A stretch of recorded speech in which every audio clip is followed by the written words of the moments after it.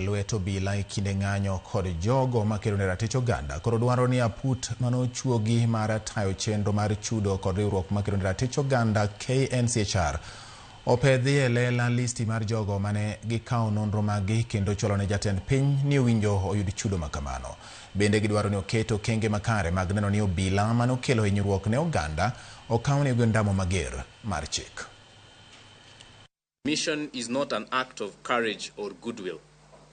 It is an admission forced by overwhelming public pressure, relentless advocacy by victims and survivors, and undeniable evidence of police brutality that the state could no longer conceal.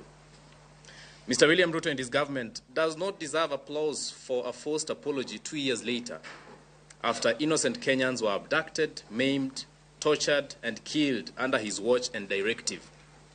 No apology can erase the bloodshed, trauma, and pain inflicted upon families whose only crime was exercising their constitutional right to peaceful protest. That vague apology is not accepted. The Commission was forwarding the report.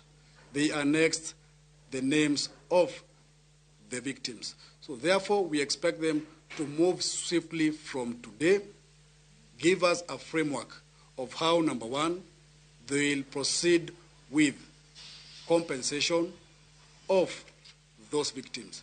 We do not expect them to take any longer a second in verifying who was a victim or who was not. It is not part of their mandate.